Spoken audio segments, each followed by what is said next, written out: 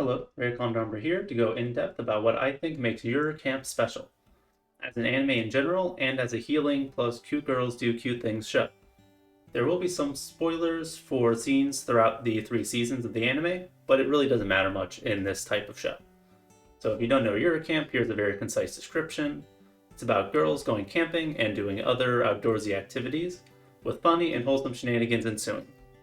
As an avid fan of a Yashike healing anime, and cute girls do cute things, I think Yuru Camp is excellent and is the gold standard of this type of show. To me, it rose past the usual level of success and became much more mainstream and long-lasting than these types of shows tend to, at least in the anime and manga community. So let's explore some of the reasons that I think it explain why the show is so excellent.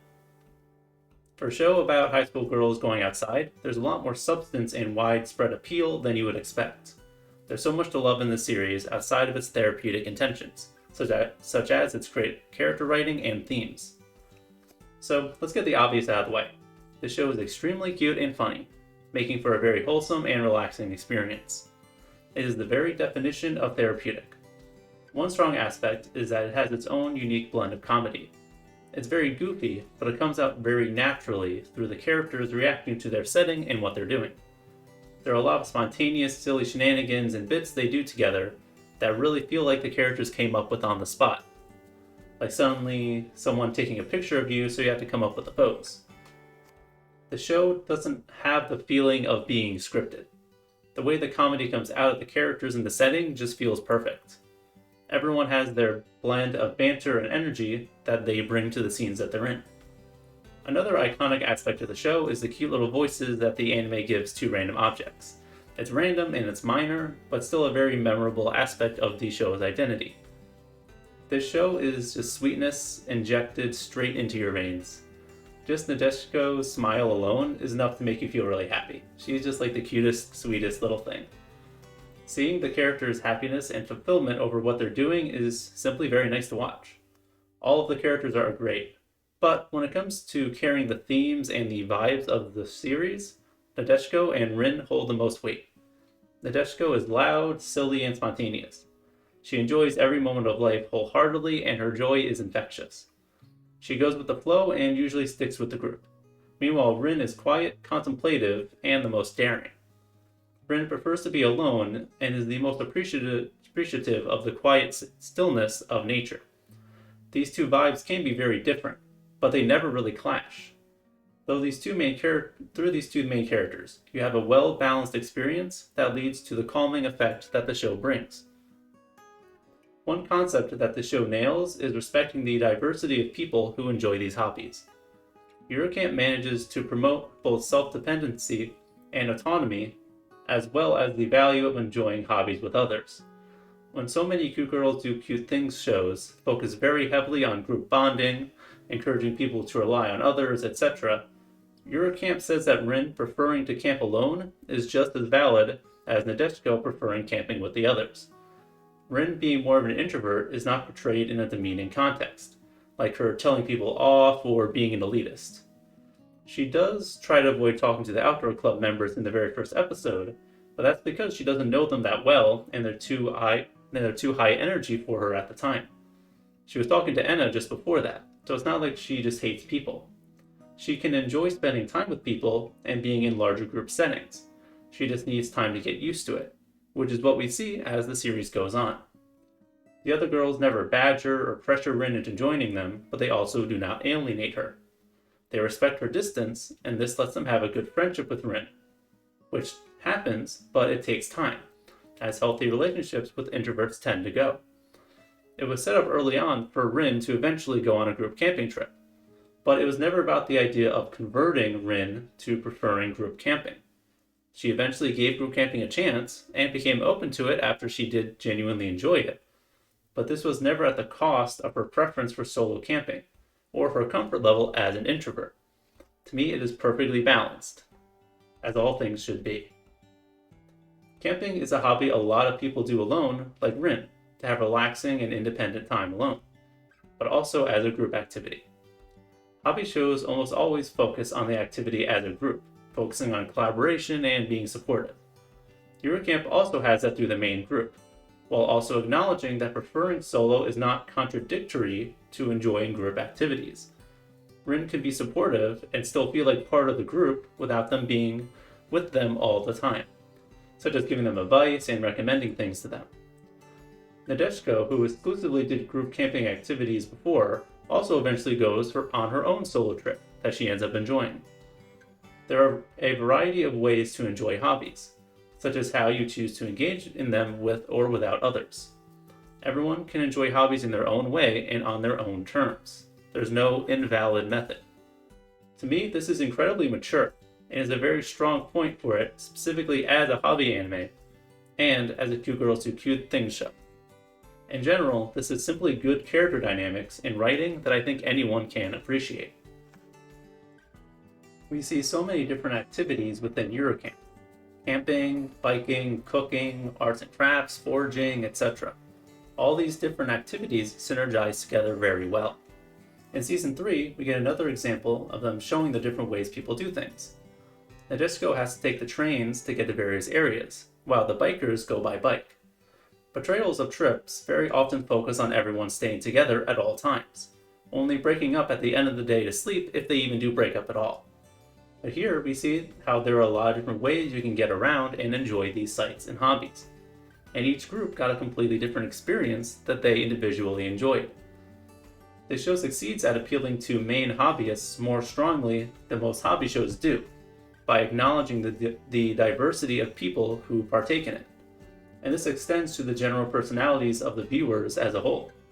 Anyone can find themselves in how one of these characters goes about enjoying themselves. The show is so popular because it greatly appeals to outdoor hobbyists and the general audience. You don't have to have one way of doing things that you stick to. You should explore a variety of ways to enjoy your hobbies, the same way you should explore the world. Yuru Camp respects and celebrates the diverse group of people who engage in these hobbies. Nailing this point to me is critical to the enjoyment of the show and is a big reason why this series deserves so much praise. And another aspect I really respect about Yuru Camp is the big emphasis on safety alongside its encouragement of the hobbies that it focuses on. It is very responsible in its encouragement of being out in nature and engaging in activities that can bring risk when not done properly. It encourages the viewer to pursue these hobbies, but also recognizes the time, effort, and often difficulty of them. It's not trying to say that camping is super easy, that you'll get used to it right away and have no trouble. We see the girls have tons of fun, but also face difficulties. These struggles give rise to the comedy while also being properly educational about the hobby. Camping is a great experience about building independence and patience, but it can be expensive and uncomfortable at times.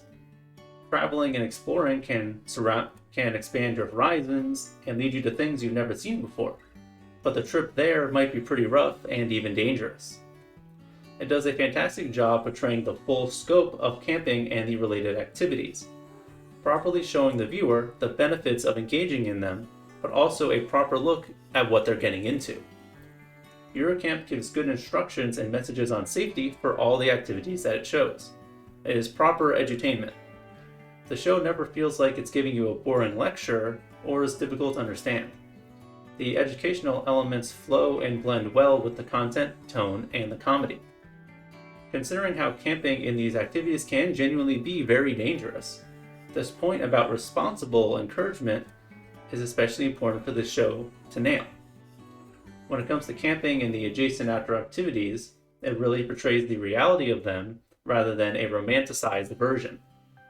During recent times, especially during the certain period that shall not be named, where people are spending more time ever indoors, Yuru Camp reminds us of the joy of spending time in nature, the sense of exploration, learning, and effort that accompanies it. And this line from Rin perfectly encapsulates Yuru Camp's philosophy on these activities. It was exhausting and scary, but I'm glad that I went to the bridge, aren't you? For how laid back the show is in no way encouraging laziness. It does the opposite, encouraging you to try new things and to work hard.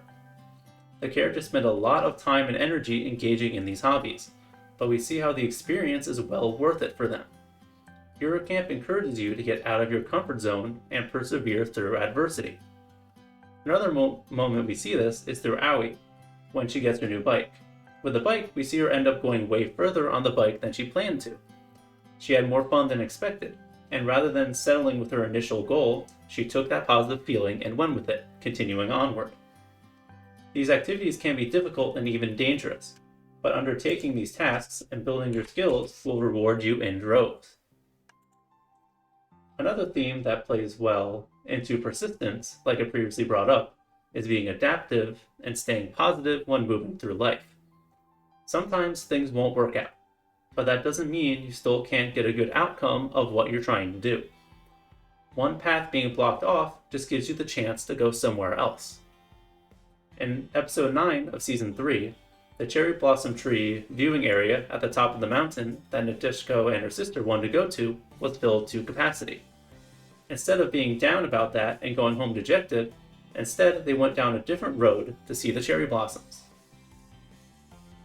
She realized that she didn't need to go to the top to end up enjoying the experience. Driving under the trees by road was not the method that they intended, but they still got a wonderful experience out of it. And as they say, what they couldn't do this year is what they can do next year. The beauty of nature that Yuru Camp promotes can be enjoyed in countless ways, and this extends to life as a whole. If one way is blocked, just try another way instead of feeling sad and giving up. Don't think of plans falling through as a ruined day. Think of it as an opportunity to do something else.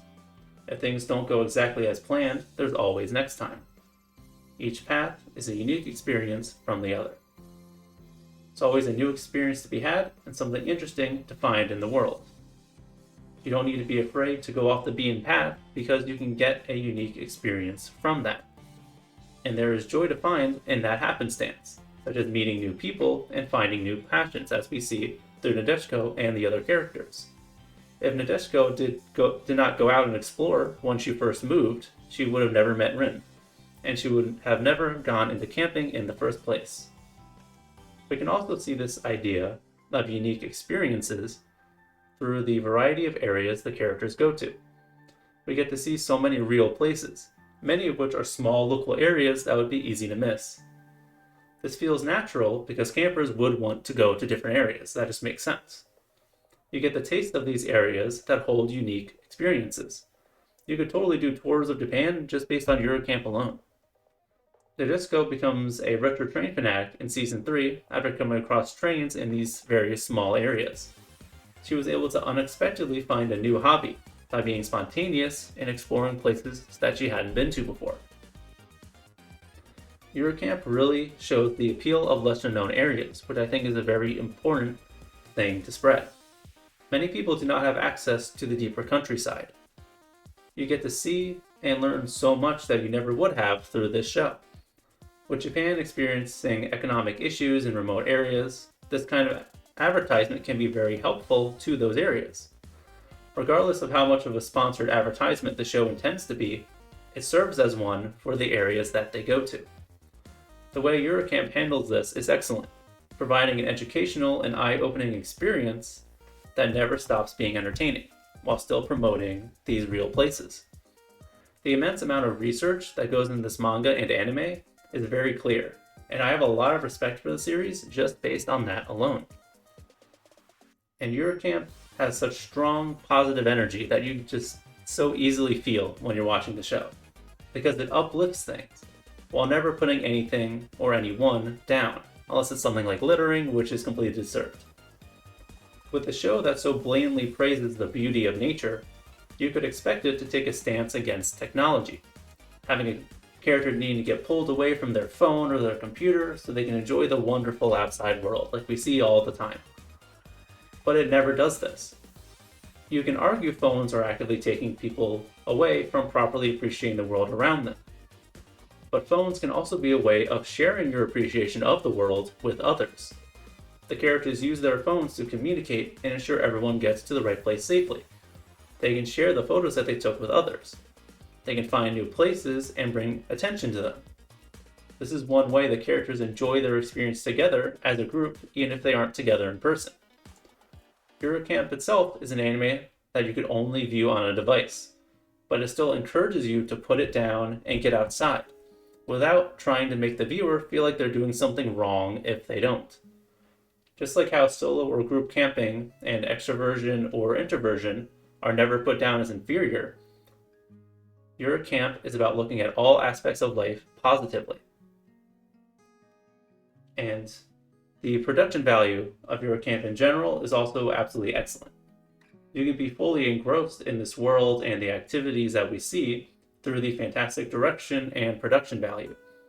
The scenery can be absolutely breathtaking, beautifully portraying the majesty and beauty of nature, like I'm using as the background right now. The sound design also really nails the tactical pleasure of these activities. I praised the strong appeal of having diverse outfits for the characters a few times now, and Yuru Camp does this well. This helps the peak of realism and immersion that Yuru Camp hits. This is especially important since camping in different places and times of the year requires different gear. If this effort was not put in, the immersion would completely fall flat. And the music really helps bring you into the outdoorsy setting, as well as properly elevating the toned down scenes, as well as the higher energy ones. The voice acting is great across the board at portraying the right energy of particular scenes. From the voice actors making silly voices for the goofy banter, and for the more relaxed moments where everyone is tired or is being laid back. The wholesomeness of the characters is accentuated by goofy and cute expressions and designs. To me, everything in Yuru Camp is visually and audibly fantastic. So, that is where I am ending things. I really hope that this has helped at giving you a better appreciation for Yuru Camp, and point out and maybe help you understand some of the more deep appeal that it has with its characters and themes, and how the show really is not just a cute little slice of life thing. There is a little bit more to it than that. So thank you very much for listening, and you can find the original blog post in the description, and you can see anything else that I've written on there. I'm going to continue talking about anime and manga mainly, but also some other stuff. Thank you very much. Thank you very much for watching. Please like and subscribe if you've enjoyed. And check out my website, Blog Under a Log, in the description, which has write-ups of pretty much all of my videos, and some articles that have not made it to YouTube, such as my manga chapter reviews of Bocchi the Rock, and some articles written by other people. I also have a Patreon if you'd like to financially support me, or as a free member, you can get updates on when I upload on my blog and here on my YouTube channel.